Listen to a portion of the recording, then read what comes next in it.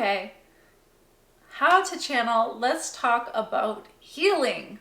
I'm Karen McMullen. Welcome to my YouTube channel where I share channeled messages and human design, all so that you can be crystal clear on who you are and what you're here for. Channeling has been an instrumental part in my healing process, and conversely, healing myself has been an instrumental part of me becoming a person who can channel. So let's break this down. In the very first video in this series, I talked about how channeling is a conversation between the ego self, the separate self, in my case, Karen, and the non-physical divine counterpart. So let's say the ego self has undergone, a lot of trauma, which pretty much most of us cannot escape, as we are living in quite a traumatized duality on Earth. So the ego self, because of the trauma that it's undergone, is most often perceiving reality through a distorted lens. For example, let's say in my case that one of my core kind of programming messages from my life experience is that I don't matter, and that has led me to be very alone in my life.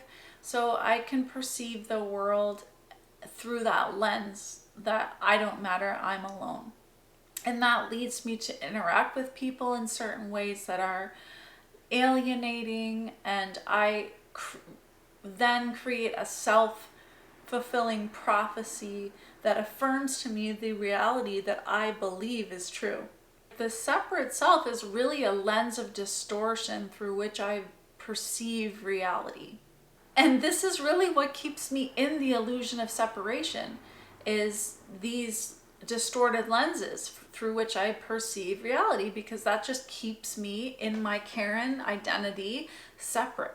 So when I begin to heal, some of these egoic structures start to come crumbling down. And I'm beginning to shed some of these lenses. I'm starting to see things more clearly. And the ego is becoming more permeable between all that is, between the soup of consciousness and the self. So there's more interaction happening. So if you're too much in the ego, you will not have an easy time having divine communication. It might take something serious happening, like you have a car accident and you're on the verge of death for you to receive a communication, or you get cancer and all of a sudden you're open to divine communication and you're praying. Your ego self is starting to break down some of the walls because something so acute has happened that you're kind of stepping outside of yourself. But that can also happen just by softening the ego through healing. And this is what happened to me, is that I began to do a lot of inner work and healing over the course of years. So this is not, this was not a quick process. It was an overtime process. But as I began to heal and see the parameters and the structures of my separate self, Karen egoic identity, then I was more able to let that soften and shed that in order to receive communication from the divine. And then, because I was receiving that beautiful communication from a source of truth, from a source of love, from all-knowing, then that helped me heal.